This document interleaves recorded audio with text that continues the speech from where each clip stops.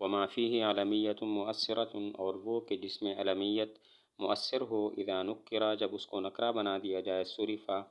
تو وہ منصرف ہو جاتا ہے، لما تبینہ اس وجہ سے کہ جو واضح ہو گئی، من انہا کہ بے شک وہ علمیت لا تجامع مؤثرۃ جمع نہیں ہوتی مؤثر ہو کر، الا ما مگر اس سبب کے ساتھ، یہ شرط فیہ کہ علمیت جس سبب میں شرط ہے، الا العدل ووزن الفعل مگر عدل اور وزن فعل۔ ایک ضابطہ بیان کیا جس کو سمجھنے سے پہلے ایک بات جاننی چاہیے کہ علمیت وصف کے ساتھ جمع نہیں ہوتی، کیونکہ وصف میں ابہام اور علمیت میں تعیین ہے، اور ان دونوں میں منافات ہے۔ اور علمیت جمع اور تانیث بالالف کے ساتھ جمع ہوتی ہے لیکن مؤثر نہیں ہوتی، کیونکہ جمع اور تانیث بالالف دونوں یہ دو سببوں کے قائم مقام ہیں۔ اور علمیت باقی اسباب کے ساتھ مؤثر ہو کر جمع ہوتی ہے، اور پھر اس کی دو قسمیں ہیں۔ نمبر ایک، علمیت دوسرے سبب کی شرط بن کر مؤثر ہوتی ہے، شرط بن کر، یعنی دوسرے سبب کی تاثیر کی شرط ہوتی ہے۔ اور نمبر دو، دوسرے سبب کے ساتھ جمع ہوتی ہے لیکن اس میں شرط نہیں بنتی اس کی تاثیر کے لیے۔ علمیت باقیوں کے ساتھ مؤثر ہو کر جمع ہوتی ہے، پھر اس کی دو قسمیں ہیں۔ نمبر ایک، جہاں علمیت دوسرے سبب کی تاثیر کی شرط بن کر جمع ہوتی ہے، اور نمبر دو، جہاں علمیت محض سبب کے طور پر جمع ہوتی ہے، دوسرے سبب کی تاثیر کی شرط نہیں بنتی۔ جہاں پہ علمیت دوسرے سبب کی تاثیر کی شرط بن کر جمع ہوتی ہے وہ یہ ہیں، ایک ہے تانیث بتا اور اجمہ اور الف نون اور ترکیب، الف نون زائدتان اور ترکیب۔ اور جہاں پہ علمیت دوسرے سبب کی تاثیر کی شرط کے ساتھ جمع نہیں ہوتی،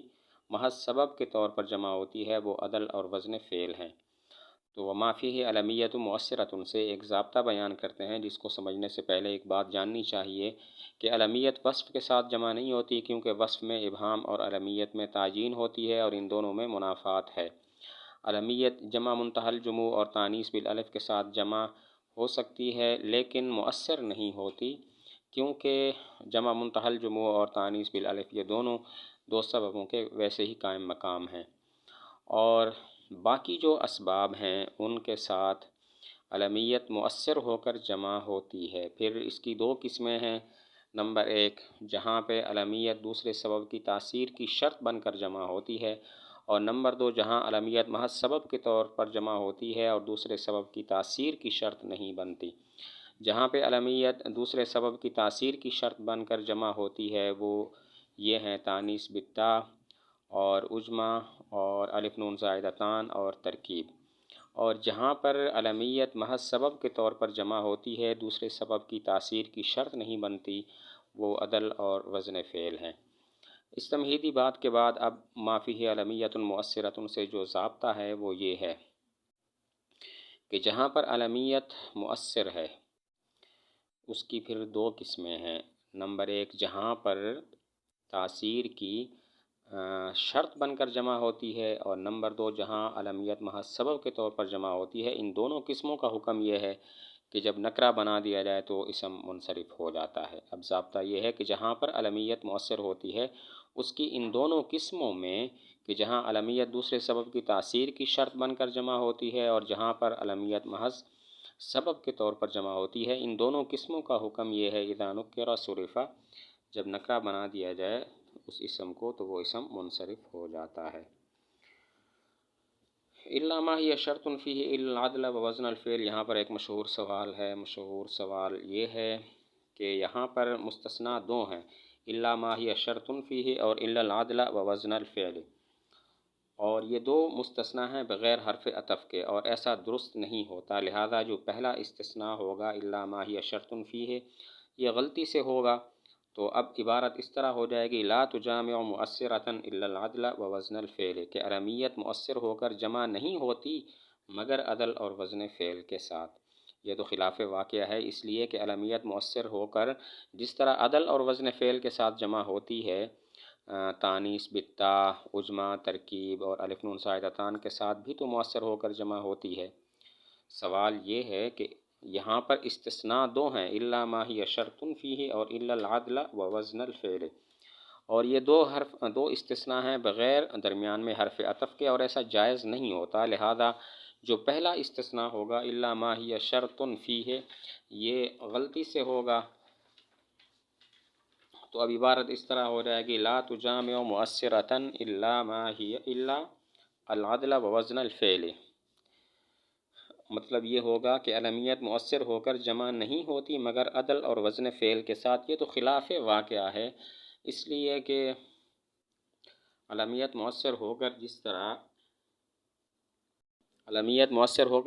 عدل اور وزن فعل کے ساتھ جمع ہوتی ہے،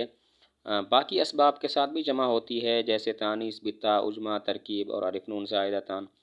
تو اس کا جواب یہ ہے کہ جس طرح یہاں مستثنیٰ دو ہیں، مستثنیٰ منہ بھی دو ہیں۔ پہلا استثناء ما ہی شرط فیہ، اس کا مستثنیٰ منہ مطلق اسباب منع صرف ہیں، یعنی اسباب منع صرف کے ساتھ علمیت مؤثر ہو کر جمع نہیں ہوتی مگر ان اسباب کے ساتھ کہ جن میں علمیت تاثیر کی شرط ہے، اور وہ ہیں 4: